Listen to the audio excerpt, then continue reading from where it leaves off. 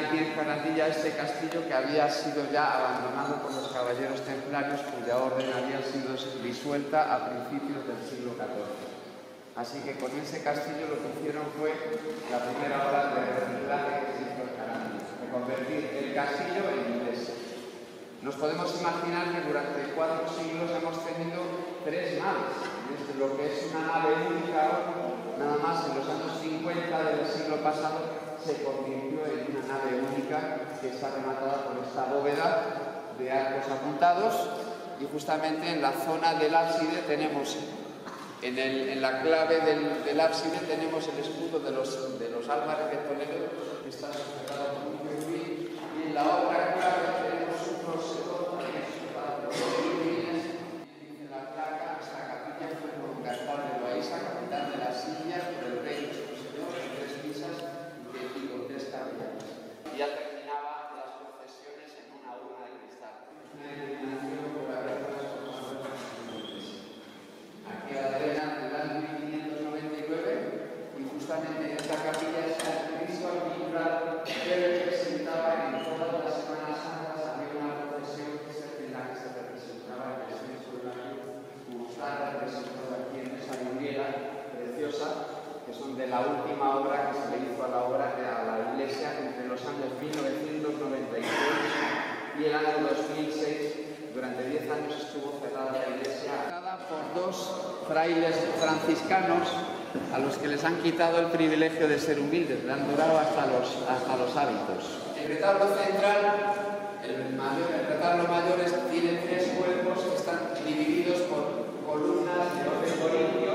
Podemos ver los fustes acanalados de las columnas, y en el cuerpo central tenemos a la Virgen de la Concepción en un trono de ángeles tronos, guiada por un pintor local, que fue don Manuel García Prieto, por la exquisitez de los trazos que tiene elaborado exquisitamente.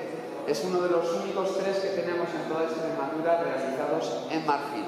El más grande se encuentra en la Basílica de Nuestra Señora de Guadalupe, el mediano se encuentra en Jerez de los Caballeros, y el más pequeñito lo tenemos aquí en Jarandilla. Una verdadera joya.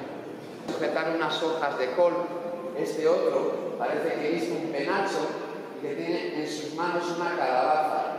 Hay otros senantes que sujetan, aquí uno parece que tiene una montera y sujeta unas escrituras, una esvástica, una cruz gamada que se distingue perfectamente.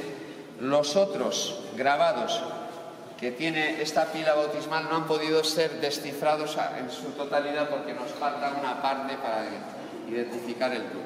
La estela funeraria del siglo II después de Cristo, que al ser sido hallada en las cercanías de la ermita de la Virgen de la Berrocosa, los que la encontraron pensaron que era una virgen con niño que había sido ocultada para que los musulmanes no la encontrasen y la destruyesen, lógicamente. Y la policromaron, y durante un tiempo fue venerada como Virgen de la Berrocosa.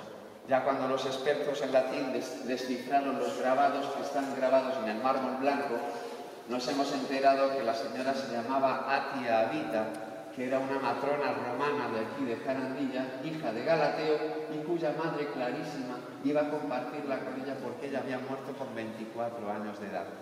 Como símbolo de su fortaleza, el berraco, el jabalí, y está encastrado a modo de cargadero en una de las subidas, precisamente. Y bueno, la verdad es que estamos en la Troya de Jarandilla, porque todas las civilizaciones que han pasado por la península ibérica siempre han dejado una huella.